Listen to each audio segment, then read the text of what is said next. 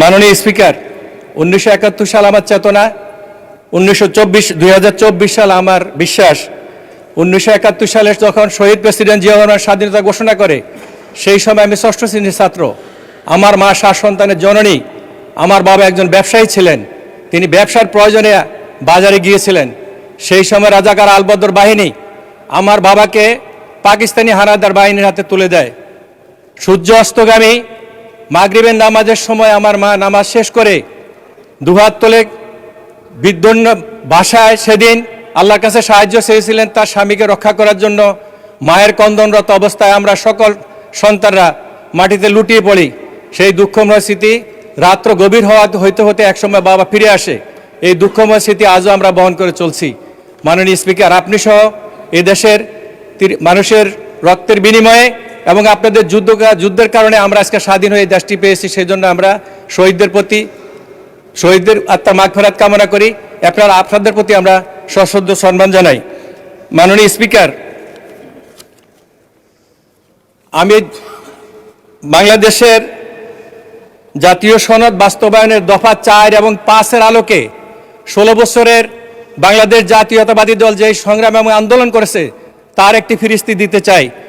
মাননীয় স্পিকার, আপনি জানেন আমাদের নেত্রী দেশনেত্রী বেগম খালেদা জিয়া 2008 থেকে 2015 সাল পর্যন্ত এই স্বৈরাচারী সরকারের বিরুদ্ধে দুর্বার আন্দোলন করেছিলেন।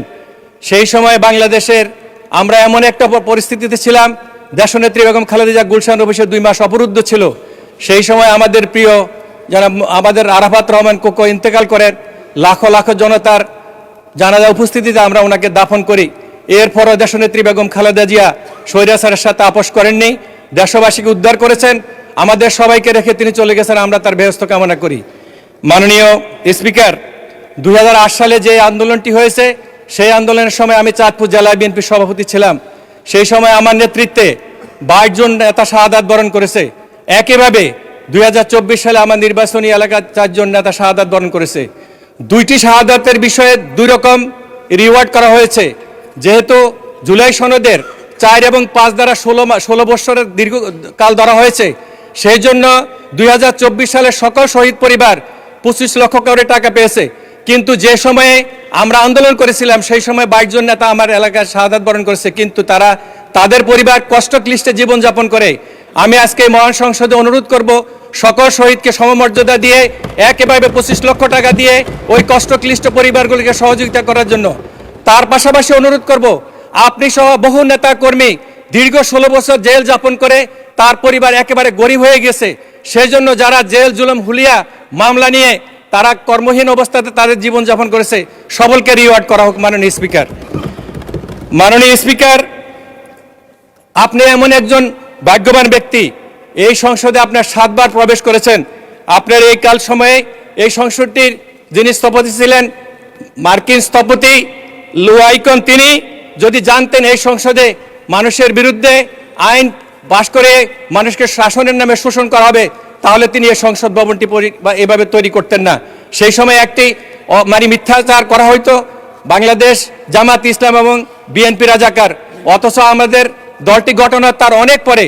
সেই জন্য মাননীয় স্পিকার, আমরা একটি দুঃখের সহিত বলতে চাই, স্বৈরাচার পতনের পর বাংলাদেশ জামাত ইসলাম যে তির্যক ভাষায় আমাদের নেতা শহীদ প্রেসিডেন্ট জিয়াউর রহমান, আমাদের নেত্রী দেশনেত্রী বেগম খালেদা জিয়া এবং আমাদের নেতা তারেক রহমান সহকারে বাংলাদেশ জাতীয়তাবাদী দলের নেতাকর্মীর বিরুদ্ধে যে কুৎসা রটনা করেছে এর তীব্র নিন্দা জানাই। বলতে চাই এই নির্মমতা কারবালার প্রান্তরে ফোরাত নদীর তীরে সেই সময়ে সীমার বাহিনী এজিক বাহিনী যেভাবে হোসাইনের উপরে যে নির্মমতা করেছে তাকেও হার মানায়। মাননীয় স্পিকার, সুজলা সুফলা রূপসী ইলিশের জেলা চাঁদপুর, আমি সেই জেলার সন্তান। 74 কিলোমিটার একটি নদী দিয়ে আমাদের জীবন জীবিকা এখন পর্যন্ত প্রবহমান রয়েছে। এখানে আমরা 26 লক্ষ লোক বসবাস করি।